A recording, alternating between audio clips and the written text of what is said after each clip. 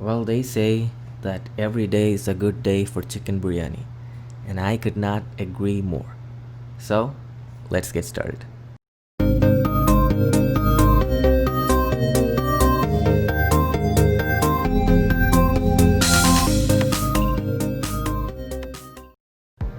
Well, I have to quickly add that you also need coriander powder.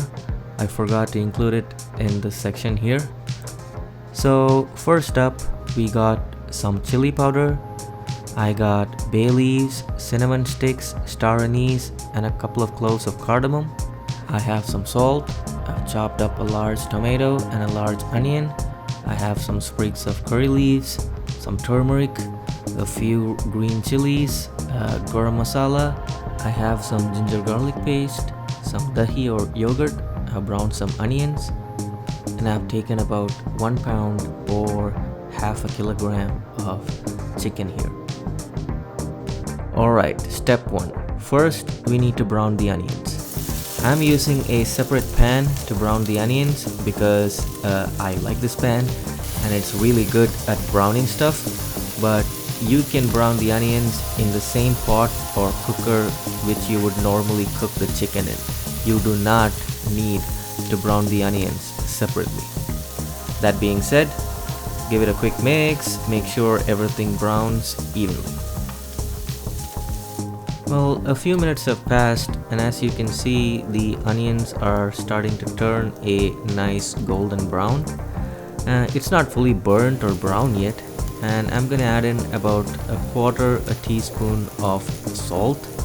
This will not only flavor the onions, but will also help it brown more evenly and make it more flavorful, or so they say.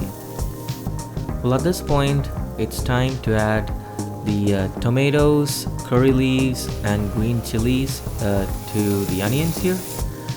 The onions have turned somewhat of a golden brown. Once again, you do not want it to be super brown or black or anything like that. It just should go slightly past its mushy stage and just starting to turn brown. That's when you add the rest of the ingredients here. Well, I've decided that I need more green chilies, so I'm gonna add that, but you don't need to if you don't want to. Well, it's time to add the masalas. First up, coriander powder. I'm going to add about, say, 2 tablespoons of coriander powder. If I can get it in the pot, that is, half the stuff is flying everywhere. Oh my god. Okay. Next up is garam masala. I'm going to add about 2 tablespoons of garam masala. Come on, Dr. Rock, inside the pan, please. You can do it. And now we'll add about half a teaspoon of turmeric. That should be it, right? Oh, forgot. I'm gonna throw in a little bit of chili powder. Well, you can never have more chili, right? Oh yeah, that'll put some hair on your pretzel. You also want to add about 3 tablespoons of ginger garlic paste. We add the ginger garlic paste towards the end so that it doesn't get burned. But now you can see that the onions have browned nicely and all the other ingredients have also cooked without burning anything. Take your cooker. Well, I'm gonna cook my chicken in a pressure cooker.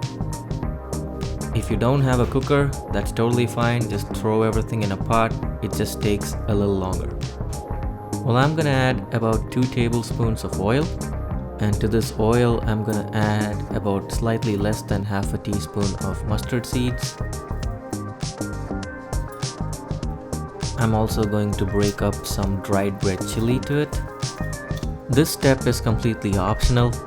Nobody usually does this for a biryani, but I just happen to love the taste mustard seeds and dried chili imparts to the oil and also the fragrance it provides. So I'm just doing this extra step. So once the mustard seeds have spluttered, I'm going to add in the browned onion mixture. You might not even have a separate pan of it. All of this could be in the same pot for you. It does not matter. And I'm gonna add a little bit of chicken stock to kind of make the whole thing into a gravy. You can add water, it's just fine. but my chicken is fully breast meat, so I'm just adding the chicken broth to compensate for the lack of a bone material. Hey, but if you want some extra flavor in there, go ahead and add some chicken stock. It just makes it better. Also, don't forget to add your salt, right? So salt is according to your preference. I'm just gonna add in about a couple of teaspoons worth.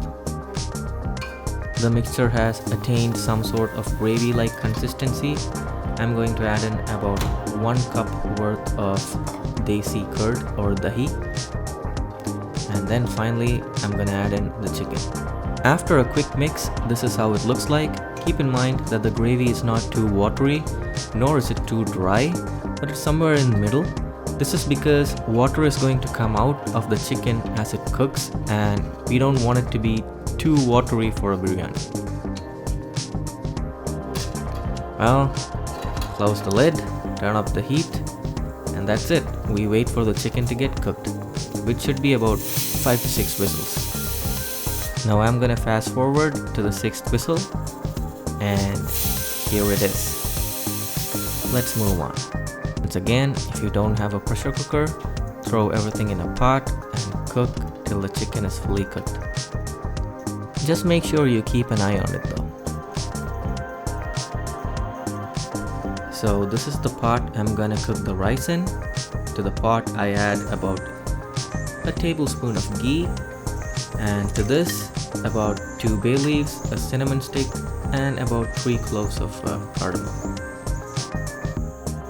The ghee is primarily to flavor the rice and to make sure nothing sticks. Well, I've taken about 3 cups of basmati rice that have been soaking for about 20 minutes. So 3 cups of rice calls for about 6 cups of water, to which I'm gonna add some salt for flavor and a little bit of turmeric for color. While some biryani aficionados would strongly discourage against using turmeric, I think it's fine, it tastes nice. But if you have some saffron, you can use that instead. But I'm just gonna go with plain old turmeric. It's been about 10 to 12 minutes and I think the rice is cooking nicely. Probably takes a little bit more time, and you can see that the rice has risen up. The individual strands can be seen, it's not sticking together. You can also see that the water has almost been soaked up.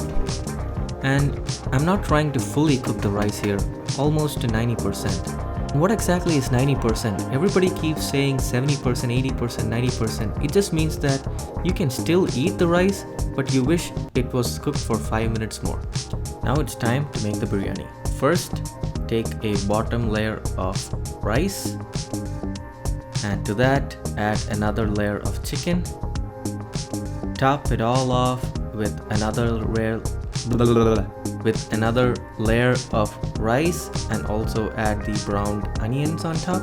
And 30 minutes later, on very low heat like a 1 or a 2, your biryani is finally done. As you can probably guess, that it's during these 20 minutes of slow cooking that the rice that was previously cooked to a 90% is going to cook fully all the way to 100%. Otherwise, during this phase, the rice would get overcooked and your biryani would pretty much look like payasam and be absolutely soggy. Nobody wants a soggy biryani, right? However, a little bit of extra moisture at this point is totally fine, as the rice will absorb that moisture overnight in the fridge. And the best part of making the biryani is obviously eating the biryani. Well, I'm gonna enjoy my biryani and you guys get to watch. I will see you all in the next one. Dr. Rock signing out. Oh boy, that looks good.